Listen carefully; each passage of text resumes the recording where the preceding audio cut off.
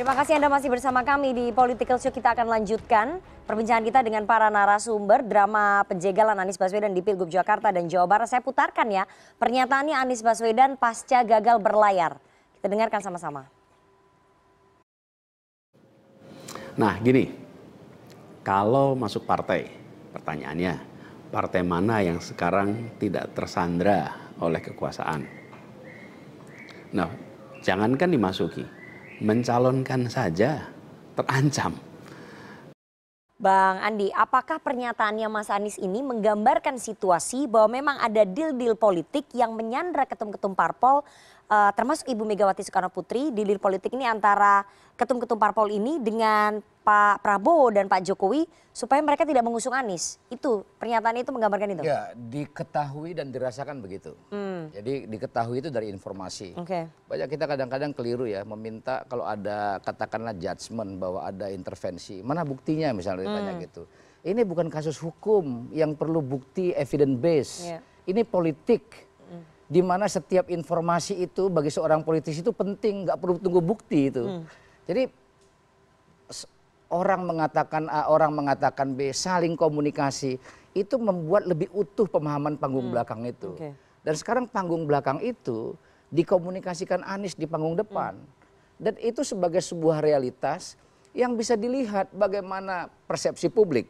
Bagaimana saya melihat persepsi publik? Lihat tone media massa seluruhnya. Tone media massa begitu. Bahkan Nana tadi membukanya dengan begitu. Dan itu kan dibaca. Tidak mungkin seorang wartawan kayak Rifana, teman-teman di media-media lain itu tidak mengakses informasi. Itu tidak mungkin. Dan informasi yang sifatnya background itulah yang menjadi narasi pengantar di media-media kan. Nah jadi nggak bisa kita bantah itu sebagai sebuah keniscayaan. Tapi kalau dikatakan mana buktinya, ya rumit itu. Itu berarti kita tidak paham politik. Mau menggeser persoalan politik, isu-isu politik dalam praktek hukum positif yang harus ada buktinya. Kita ini udah terbalik-balik ini. Bicara politik ditarik ke hukum, bicara hukum ditarik ke politik. Nah itu yang menurut saya, apa yang disampaikan oleh Anies Baswedan tadi itu adalah sifatnya merespon apa yang menjadi perbincangan publik. Tidak ada yang baru menurut saya dari situ itu. Nah ini soal kemauan kita aja, apa kata publik, apa kata kita. Kan begitu. Nah Anies memilih menyuarakan apa yang menjadi preferensi publik. Dan itu tergambar apa yang dia sampaikan tadi. Berarti Anies adalah korban dari deal-deal politik? Tidak ada bilang korban. Jadi kita tidak merasa korban. Tidak ada perasaan korban. Tadi disampaikan oleh Burung Arija. Ini game politik. Berarti Anies korban dari permainan politik? Tidak ada yang membilang korban. Korban itu saya misalnya, saya tidak merasa bahwa kita ini korban. Tapi saya tidak bisa mencegah ada orang lain, pihak lain memandang itu. Tapi kalau kita yang bersangkutan minta memandang korban, kecil sekali kita ini. Ini kompetisi politik dan kita harus siap terlepas dari benar atau tidak cara-cara seperti itu ya. Saya tidak membahas benar atau tidak, itu panjang lagi pembicaraan kita. Bung Faisal tadi sudah menjelaskan itu bahwa apa sih yang kita mau? Kalau cara-cara ini kita anggap benar, ya mungkin bagi yang menang bisa ketawa. Ya, bagi yang menang bisa tertawa. Tapi nanti ini bisa terjadi sama siapa saja. Dan itu sudah terbukti itu. Akan berputar gitu maksudnya? Iya, akan terputar nih soal waktu. Ada yang bisa ketawa hari ini karena menikmati permainan ini. Kita nggak tahu 5, 10, 15, 20 tahun yang akan datang. Saya percaya betul bahwa alam semesta itu bekerja dan banyak contohnya. Tidak mungkin pertemuan ini saya menceritakan contoh satu persatu dengan contoh itu dengan detail. Tapi saya meyakini itu dari contoh-contoh perjalanan politik setidaknya selama saya ada dalam panggung politik dan selama dari mahasiswa melihati bagaimana politik Orde Baru terjadi. Itu soal waktu aja. Jadi jangan ketawa dulu gitu. Bang Deddy, soal deal-deal politik ini ya, kami dapat informasi bahwa ada komunikasi antara Ibu Megawati Soekarno Putri dengan Pak Prabowo Subianto di mana Ibu Megawati berjanji untuk tidak akan mengusung Mas Anies Baswedan untuk menjaga hubungan dengan Pak Prabowo menjelang pemerintahan ke depan. Jadi ada deal-deal politik itu. Itu informasi apa fitnah? Makanya kita konfirmasi. Kita ya, kan mendapatkan informasi juga harus dikonfirmasi karena begitu dikonfirmasi di ruang publik menjadi kebenaran. Harus dipilih-pilih juga lah mana yang penting gitu loh kalau menurut saya. Ada nggak komunikasi? Tidak, dalam konteks tadi pertanyaanmu itu sangat berbahaya Nana. Ada komunikasi Bu Mega dengan Pak Prabowo. Sebelum putusan MK, komunikasi itu terjalin pada saat malam pembahasan pengesahan revisi Undang-Undang Pilkada. Ya. Mengatakan informasinya apa tadi Nana? Bahwa Ibu Megawati berjanji kepada Pak Prabowo tidak akan mengusung Mas Anies Baswedan demi menjaga hubungan nanti ke pemerintahan baru Pak Prabowo Subianto. Saya kira itu informasi sesat yang keterlaluan. Tidak ada komunikasi tapi antara Ibu Mega dengan Pak yang Prabowo. Seperti itu. Tapi itu ada, saya 100%. Tidak ada komunikasi. Tidak ada juga tapi ada komunikasi langsung Ibu Megawati dengan Pak Prabowo. Utusannya? Karena apa? Ada utusannya Ibu Mega menyampaikan pesan ke Pak Prabowo. Ya Allah. Kalau itu Pak ada. Kodari senyum-senyum nih. Bentar dulu, kalau itu ada, ya masa bisa Pak Anies Baswedan ada di gedung B DPP PD Perjuangan tanggal 25. Come on, pakai logika dong, gitu ya. Jadi ini yang kadang-kadang kita ini aneh gitu. Walaupun kesannya menjadi berlebihan. Oh, ini playing victim, ada yang namanya Mulyono mempengaruhi. Come on, nanti pada waktunya kita akan buka. But not now. Gak sekarang. Silakan ya. Ada saatnya kita akan buka itu setelanjang-telanjang mungkin. Tapi saya juga ingin memperbaiki apa yang dikatakan oleh Faisal tadi. Kalau Anda baca anggaran dasar, anggaran rumah tangga, peraturan organisasi, semua di partai ini Pak, silakan bandingkan dengan partai lain. Bahwa Ibu Megawati diberi hak prerogatif menjadi pengambil keputusan akhir di partai, yes. Karena tidak ada yang organisasi yang nggak punya pengambil keputusan terakhir. Karena dinamika internal itu dalam partai politik pasti terjadi. Kita mengambil calon itu mulai dari anak ranting sampai ke atas berjenjang nama itu. Proses penjaringan. Di tingkat provinsi, proses penyaringan. Di tingkat DPP, pengambilan keputusan, Pak. Apakah semua yang dari DPC misalnya di kabupaten kota yang diputuskan? Belum tentu. Apakah semua DPP yang mutusin nggak ada hubungannya dengan bawah? Ya nggak juga, gitu loh. Jadi kalau dibilang bahwa apa semua ikut, saya ketua DPP bidang pemenangan pemilu eksekutif. Hampir tidak ada yang Ibu Mega ikut memperbincangkan. Kecuali beberapa daerah yang dianggap penting. Kita semua melibatkan Ibu Mega. Lain-lain DPP yang mutusin. Tinggal Ibu ketika tanda tangan, kenapa ini dipilih? Kenapa ini dipilih? Yes. Ketika argumen itu nyampe, sudah. Lalu yang kedua soal kita dengan Pak Jokowi. Kita sudah lama dengan Pak Jokowi, Pak. Masa berbulan-bulan ini Pak Faisal nggak menangkap bahwa kita dengan Jokowi itu sudah sangat berbeda 360 derajat. Dari mana Anda bisa bilang? 180 Pak. 360 saya. 360 ketemu lagi. Ya biar muter. Balik lagi. Pusing. Ngerti nggak? Jadi nggak ada ketemunya tuh barang. Jadi kalau masih disandingkan dengan Pak Jokowi salah besar. Ini saya mau izin untuk luruskan berkali-kali. Nanti selesai ngomong silakan. Silakan lihat. Silakan lihat bagaimana kita kencangnya menunjukkan betapa berbedanya kita dengan Pak Jokowi dalam pengelolaan kekuasaan. Nggak ada Pak ketemunya tuh barang. Jadi kalau masih Anda campur-campurkan dengan Pak Jokowi Pak, ya berarti Anda sedang menipu publik kalau menurut saya. Ya baik, jadi kembali lagi tadi nggak ada komunikasi ya antara Ibu Megawati dengan Pak Prabowo terkait pencalonan Anies. Komunikasi, coba Anda bayangkan Nana, Anda kan jurnalis yang sudah cukup senior. Ibu Mega teleponan sama Pak Prabowo, Mas nanti supaya kita baik-baik, saya nggak akan calonkan Anies. Come on, itu omong kosong apaan tuh pikiran kayak begitu.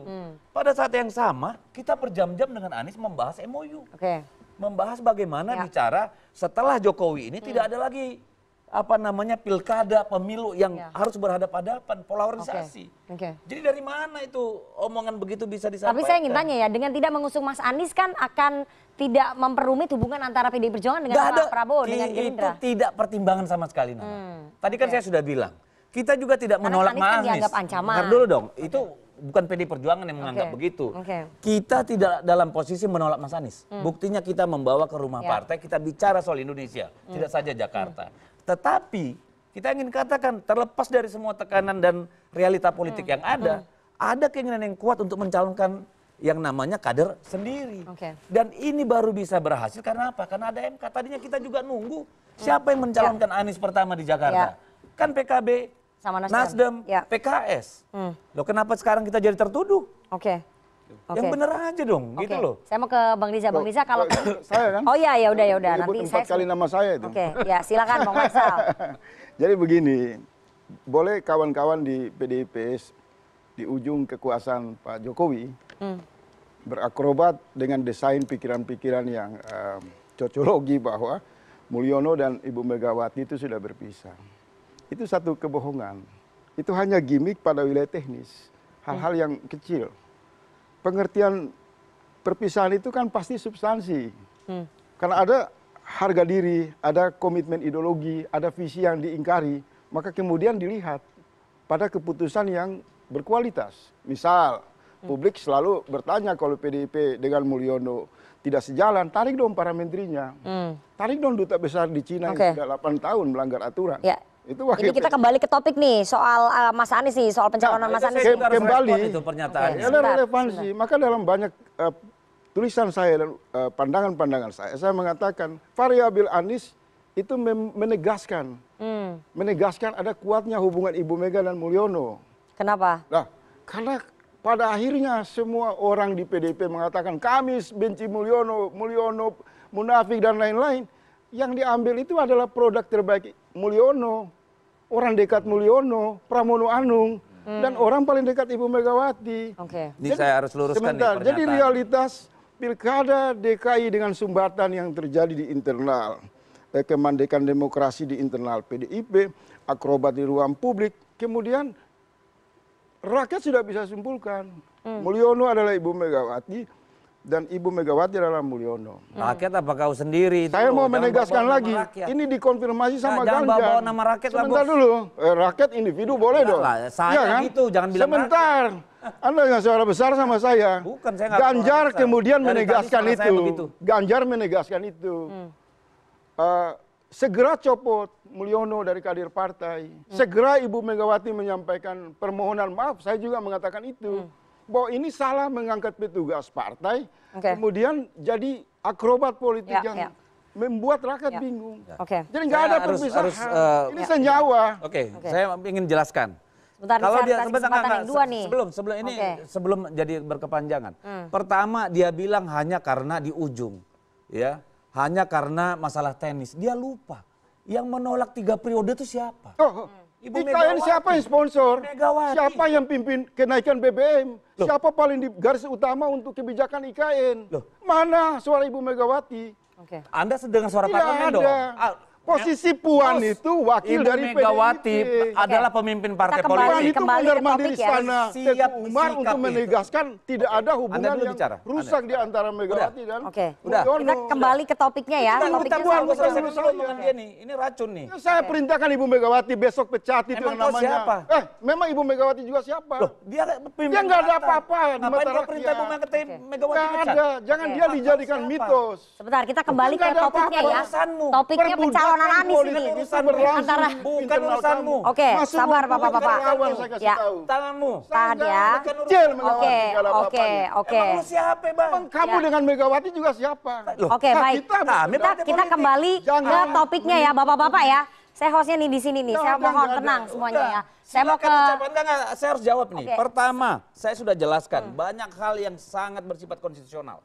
Kita tolak. Itu kebohongan. Udahlah, jangan Sebentar. dipaksakan Anda itu. sudah ngomong begitu panjang, Sebentar, masih mau sebentar. ngomong juga. Tadi minta Oke. demokrasi. Ayo Bang Deddy, kita Tadi Anda waktunya minta sudah tinggal demokrasi. sedikit lagi. Enggak, ini kan harus dijawab Ya, di ruang ya, publik ya. juga, ya Oke, kan? baik. Jadi tuduhan itu, dia Siapa mengatakan yang menuduh? Sebentar. omonganmu tadi itu semua itu tuduhan, Bos. Tidak ada. Kalau saya merujuk Apa harus kepada diputar? pernyataan Puan Maharani Apa harus mengatakan diputar? hubungan ibu Apa dengan harus Pak diputar? Jokowi selalu Apa akur. harus diputar Oke. lagi? Itu pernyataan Puan. Sekarang Baik. boleh bicara nggak? Itu ketua Baik. DPR. Satu-satu Bang boleh ya. bicara? Ini penonton Tadi Anda bingung sudah nanti bicara. Bang ya. Oke, sebentar Nana. Satu Saya pertama. mau ke Bang Kodari aja. Soal pemecatan Aduh, saya Jokowi. dipegang. Saya jelaskan dong. Ya. Saya jelasin dulu, ini urusan Ya, ya. penting nih. Oke nih, saya diprotes Soal nih sama Bang pemecatan. Riza. Ya. Ya. Sudah DPP sudah mengatakan Jokowi Oke. bukan anggota lagi. Ya. Ya. Karena KTN sudah dikeluarkan Ya. dari partai. Oke. Emangnya perlu kita bilang ini kami sudah pecat. Oke. Gunanya apa? Ini Ya. bukan gerombolan anak-anak muda, Pak. Yang nggak ngerti apa-apa, ini politik. Berarti clear ya, Oh, sudah clear dipecat. banget. Oke. Lalu apa lagi? Ya. Mas Pramono Anung itu dipanggil untuk memecah kebekuan. Justru Antara? dia jalan tengah. Mau cek hubungan antara? Loh, karena Bu adanya Mega ketidaksepemahaman dengan PD Perjuangan toh, dengan? dengan calon yang kita ini. Mas Pram itu dipanggil. Yang bahagia siapa? Justru dia Pram diangkat. bukan urusanmu lah. Dia kan Ini mengatakan urusan internal Pak kami, Jokowi bukan urusanmu. senang sekali dengan Apa proposal urusanmu? Ibu Megawati. Justru Mas Berarti Pramono kebekuan Anung itu terjadi itu kemesraan. Udahlah. Anda atau otoriter juga. Nggak Belum ada. dari Sebentar, pengawasan juga. saya harus kasih Dari tadi kesempatan. udah Udah Bang, ngomong. udah. Saya mau kasih kesempatan dulu. Bukan, ke jelas Bang saya mau Kodari. mengatakan Sebentar. bahwa, dengar dulu dong. Ya. Yang namanya Mas Pram itu justru dipanggil sebagai icebreaker Oke. untuk mencari jalan keluar Di antara dari kebekuan. Itu membuktikan internal. apa? Demokrasi. klarifikasi dong. Kalau tidak, Ibu tunjuk aja, nggak usah dipanggil. Oke, saya jadi bingung nih, makanya saya mau ke Bang Kodari. Bang Kodari, Pokoknya saya ya titik tengah aja ya. Ya, Pokoknya saya ngomong aja bebas oke, ya. ya. Jadi Anda melihat Saya ini nggak kegagalan percaya. Anies ini apakah korban dari deal-deal politik tadi? Pertama saya nggak percaya Bu Mega bisa disandera. Saya nggak percaya oke. Bu Mega bisa disandera. Oke. Jadi apapun keputusan itu adalah keputusan Ibu Megawati. Gitu loh. Ya Bu Megawati kan punya penilaian sendiri terhadap situasi dan kondisi, terhadap kandidat gitu. Ya balik lagi, kalau yang harfiah yang kita lihat kan, Bu Mega tuh kan mengeluarkan pernyataan, emang Anies mau nurut? Nah istilah nurut nggak nurut buat saya bagi Bu Mega itu penting gitu. Kemarin emang di mana gitu? Kok sekarang mau sama-sama? Kurang lebih begitu ya. Oke. Nah itu satu. Yang kedua, Ibu Mega kan tentu punya posisi politik yang sangat kuat berkaitan dengan peta-peta politik dan konstelasi politik. Oke. Ya buat Bu Mega, pidato Mas Anies misalnya pada saat terpilih sebagai Gubernur Jakarta, mungkin itu penting gitu. Dan karena itulah kemudian sikap Ahok itu resonansinya kuat kepada Ibu Mega. Nah yang ketiga, bisa jadi Bu Mega juga seperti mungkin banyak tokoh-tokoh yang lain. Melihat Mas Anies perjalanan sejarahnya itu, ya partai politik itu hanya mampir saja buat beliau. Mulai dari Partai Demokrat, mulai dari Partai Nasdem, mulai mungkin dari PKS, dan terutama barangkali Gerindra gitu loh. Sehingga akhirnya kan tokoh-tokoh ini juga punya sikap-sikap politik tersendiri gitu. Dan pada hari ini hemat saya akhirnya terbuka kan sikap Mas Anies itu mau mendirikan partai politik karena melihat bahwa memang Mas Anies ini sulit diterima oleh semua ketua partai politik yang lain, udah nggak punya pilihan lagi. Sehingga akhirnya mau mendirikan partai politik gitu loh. Walaupun kalimat bahwa ini semua partai sudah tersandera, ya apa jaminannya kalau beliau bikin partai nggak tersandera lagi? Itu tentu saja pertanyaannya yang sifat retoris. Tapi bahwa ada hubungannya dengan pemerintahan ke depan, dengan pemerintahannya Pak Prabowo, hubungan antara PDI Perjuangan, antara Ibu Megawati dengan Pak Prabowo menjadi bahan pertimbangan nggak dengan batalnya misalkan Anies? Saya nggak tahu. Ya, saya nggak tahu. Jadi buat saya sekali lagi Bu Mega nggak bisa diintervensi, nggak bisa disandera, karena itu semua logika-logika politik yang berlaku pada saat pilkada hari ini itu adalah boleh dibilang ya murni pemikiran Ibu Megawati dan PDI Perjuangan mengenai arah politik ke depan. Gitu. Mengenai arah politik ke depan itu berarti ke 2024, 2029. Pilkada, tentu saja pilkada itu sendiri. Bukan dengan pemerintahan ke depan ya? Itu sendiri tentu saja. Ya. Tapi kan dengan tidak mencalonkan Mas Anies tidak ada duri di antara PDI Perjuangan dengan kalaupun misalnya mau dikaitkan ke depan, pemerintahan ke depan. Saya kan pernah bilang begini, Ibu Mega kalau mencalonkan Mas Anies, sebetulnya Bu Mega dan PDI Perjuangan sedang menyiapkan capres mereka namanya Anies. Gitu. Itu suatu konsekuensi logis dan empiris bahwa gubernur terpilih Jakarta itu potensial untuk jadi calon presiden. Apalagi Mas Anies memang yang sudah jadi gubernur dan maju kontestasi. Begitu Mas Anies terpilih sebagai gubernur DKI Jakarta, daerah khusus Jakarta, hampir otomatis beliau nanti akan jadi calon presiden. Nah, bisa nggak Bu Mega membayangkan bahwa beliau pada hari ini memberikan rekomendasi kepada Mas Anies dan Mas Anies nanti harus jadi calon presiden dari PDI Perjuangan? Mungkin itu. Saya kira gini. Sebentar Bang, saya kasih kesempatan dulu. Ya ini belum ini. Sebentar ini jubir Mas Anies dulu. Yang dia dulu dong, kan ini sebentar. Tadi dia mau coba. Bang, saya harus beri kesempatan ke jubirnya Mas Anies. Menganalisa pikiran Bu Mega. Saya ingin mengatakan bahwa semua itu sudah selesai. Dengan apa? Mas Anies datang ke partai membicarakan banyak hal. Jadi soal saya udah tangkap intinya ini itu nggak ada itu jauh. Oke, silakan Bang Andi. Saya ingin melihat kacaunya pemikiran Kodari itu. Di satu sisi dia mengatakan bahwa partai-partai tidak menarik lagi melihat Anies gitu. Tapi di sisi yang lain, kalau dia jadi gubernur, maka dia akan bisa maju sebagai calon presiden. Lah maju atau tidak jadi presiden itu juga sangat tergantung partai-partai. Jadi ini bukan soal menarik tidak menarik. Muncul pertanyaan begini. Ketika PKB mendeklarasikan Anies Baswedan, itu bagaimana memaknainya? Ketika Nasdem mendeklarasikan Anies Baswedan untuk calon gubernur kembali, apa itu dimaknai tidak menarik? Begitu juga PKS. Jadi sekarang pertanyaannya ada fase kedua lagi. Setelah berjalan waktu, mencabutin dukungan itu. Muncul pertanyaan, apakah pencabutan dukungan itu karena Anies tidak menarik? Kalau Anies tidak menarik, kenapa dari awal memberikan dukungan? Jadi menurut saya, ini kan ruang publik ya. Segala macam sentimen kita, saya hargain itu, kita punya keberpihakan gitu ya. Tapi maksud saya mengelabui publik, itu juga hal tersendiri. Sama seperti digaung-gaungkan bahwa Anies mengucapkan kata pribumi itu seolah-olah mengatakan itu Ahok. Itu metafor yang panjang. Cerita yang panjang itu, menceritakan di masa lalu. Dan kalau kita sudah merdeka, merdeka itu bukan menang pilkada.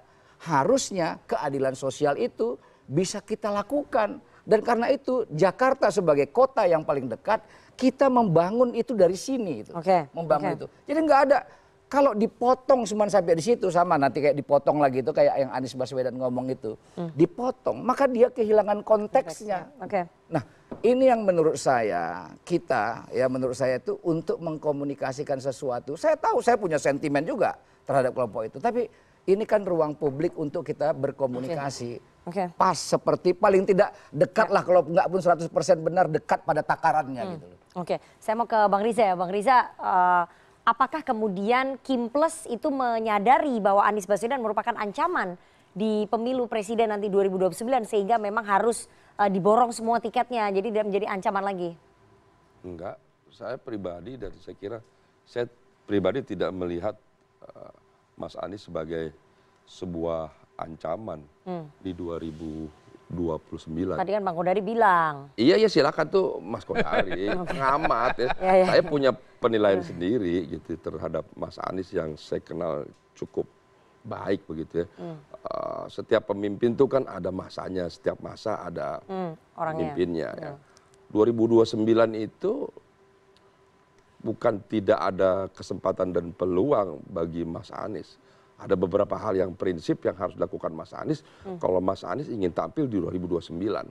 Sebetulnya sekarang ini, maaf ya, ini pribadi, kalau Mas Anies sekarang tidak berkesempatan maju dalam konteks pilkada, sebetulnya harusnya ini menjadi satu kekuatan, motivasi besar dan lain bagi Mas Anies untuk melakukan perenungan evaluasi total dan mengambil langkah-langkah strategis sehingga tidak hanya tampil di 2029 tapi bisa menang 2029. Ini pendapat pribadi saya. Ini sebagai mantan partner. Ya, sebaliknya kalau Mas Anies menyikapi semua ini dengan cara-cara yang lama, Mas Anies tidak akan tampil 2009. Cara-cara yang lama tuh gimana maksudnya? Ya, cara-cara umum yang ada sekarang. Maksudnya apa? Cara-cara yang lama yang nggak usah dibahas lah. Artinya ini kan saya mengenal Mas Anies. Ini ruang publik nih. Mas Anies itu orang yang pinter, yang cerdas, yang lain-lain. Tapi ada hal-hal yang menurut saya prinsip yang harus dilakukan oleh Mas Anies supaya bisa tampil ke depan. Saya kira apa yang dilakukan Mas Anies 2-3 hari ini, saya kira itu menunjukkan bahwa beliau sudah sangat matang berpolitik. Jadi nggak lagi baperan dan salah sana, salah sini gitu loh. Jadi saya kira itu perlu kita hargai juga gitu loh. Ya justru itu tadi saya sampaikan, kan Manana bilang Mas Anies apa dijegal? Enggak, saya bilang. Justru kalau kita selalu bersyukur hidup ini mengambil keberkahan, melihat situasi seperti ini, justru suatu situasi seperti ini harusnya disikapi oleh Mas Anies sebagai sesuatu yang baik untuk bekal ke depan. Ya mulai dari nol itu satu yang baik, maaf ya. Pak Prabowo itu berapa kali coba? Ketika dia dulu, maaf saya sedikit flashback ke belakang. Pak Prabowo di Golkar menyadari, wah gua nih di Golkar partai besar, ikut konvensi nggak menang kan begitu, wah berat. Gimana caranya? Wah banyak ini bikin partai. Dan Pak Prabowo itu ingin membangun rakyat, mensejahterakan harus berkuasa. Berkuasa di Republik ini harus konstitusional. Konstitusional dengan cara melalui partai politik, membangun partai. Jadi membangun partai nggak gampang. Kemudian nyalon berapa kali gagal, bangkit. Akhirnya sampai. Mudah-mudahan ini juga menjadi perenungan bagi Mas Anies. Ayo dong, kalau ingin menjadi pemimpin ke depan, ia bergerak, berjuang, berkorban, dan lain-lain. PDIP membangun partai untuk balik nih. Berkorban, Kan begitu. Artinya semua, bukan cuma Mas Anies, kita semua generasi muda, jadilah pemimpin-pemimpin yang selalu awali dengan niat baik, dengan kinerja baik, berusaha baik, membangun jaringan, membangun struktur, dan lain-lain supaya ke depan menjadi pemimpin yang dapat diterima oleh seluruh masyarakat bangsa. Kita harus jeda terlebih dahulu, jangan kemana-mana, tetap bersama kami di Political Show.